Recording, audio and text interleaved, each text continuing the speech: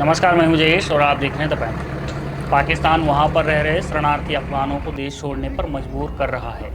पाकिस्तान ने अफगान शरणार्थियों को जबरन देश से निकालना शुरू कर दिया है। 17 लाख से ज़्यादा अफगान शरणार्थी घर छोड़ने को मजबूर हो जाएं, इसके लिए क्रूरता की हदें पार करते हुए इन लोगों के घर तोड़े जा रहे हैं, उनसे पैसे छीने जा रहे हैं और गिरफ्तारी का डर दिखाया जा रहा है।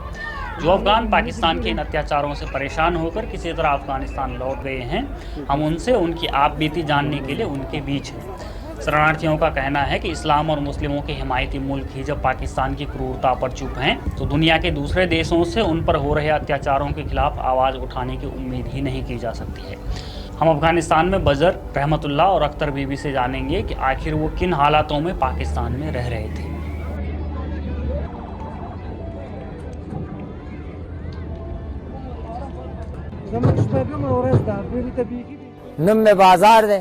मेरा नाम बजर है। मेरी उम्र लगभग 50 साल है।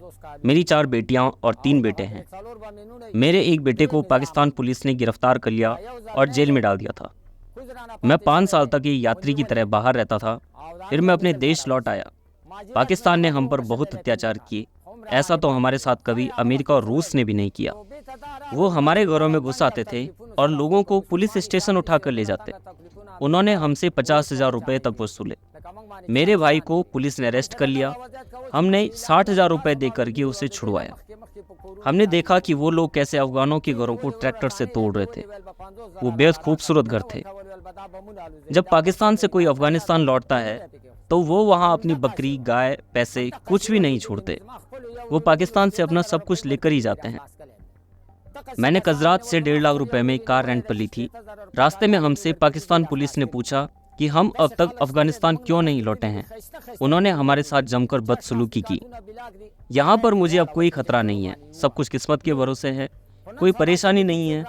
वो वहाँ हमारे घरों में घुस रहे थे, उन्हें तोड़ रहे थे और हम रोते रहते थे। ये तबाही जैसा मंजर था। मेरा नाम रहमतुल्लाह है। मैं कुंदूज प्रांत का रहने वाला हूँ। मेरी उम्र 34 साल है। मेरी 3 बेटियाँ और 3 बेटे हैं। मैं 2016 में पाकिस्तान गया था। वहाँ मैंने मुश्किल दिन बिताए। हम पाकिस्तान में डर के साए में जी रहे थे और जब हम पहुँचे तो बॉर्डर पर हमसे पैसे ले लिए गए।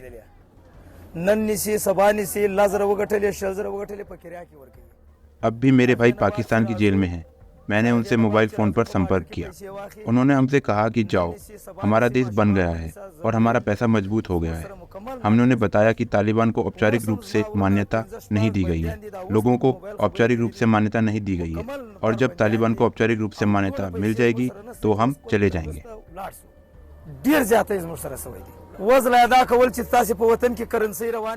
हमने उनसे कहा कि अभी अफगानिस्तान में सर्दी है और वहाँ हमारे पास घर नहीं है। उन्होंने हमारी बात नहीं मानी।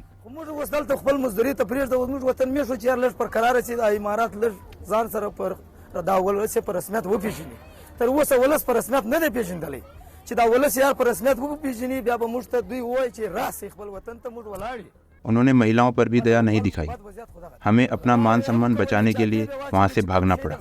वे हमारे घरों की ज़रूरत की चीज़ें चुरा लेते थे। उन्होंने मुझसे सारा सामान ले लिया। मैं अपने साथ केवल 4 बिस्तर लेकर आया था। आप उन्हें देख सकते हैं। मैंने उनसे कहा, ये चीज़ें मैंने अपनी हिम्मत, मेहनत और पैसे से खरीदी हैं।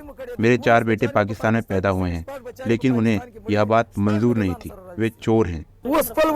अब हम अपने वतन आ गए हैं। हम अपने लोगों की सेवा कर रहे हैं। हमें नौकरी दी जानी चाहिए। जो लोग पाकिस्तान में हैं उनके लिए मेरा एक संदेश है, अपने वतन वापस आ जाएं। पाकिस्तान हमारा देश नहीं है। हम सबको इसे छोड़ देना चाहिए। मेरा नाम अख्तर बीबी है। मेरी 2 बेटियां और एक बेटा है। मैंने पाकिस्तान में 30 साल बिताए हैं। उन्होंने रात में हमारे घर पर छापा मारा। उन्होंने हमें हमारे घर से बाहर निकाल दिया। उन्होंने हमसे हमारा सारा सामान छीन लिया। हमारे पास कोई घरेलू सामान नहीं है और रहने के लिए कोई जगह नहीं है।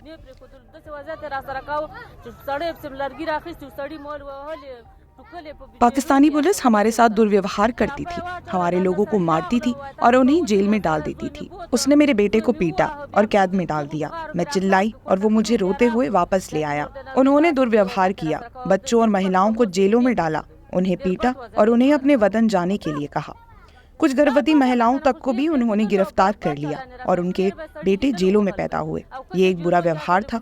जो अफगान वहाँ रुके थे उनके साथ भी बुरा व्यवहार किया, उन्हें कैद कर लिया और पीटा।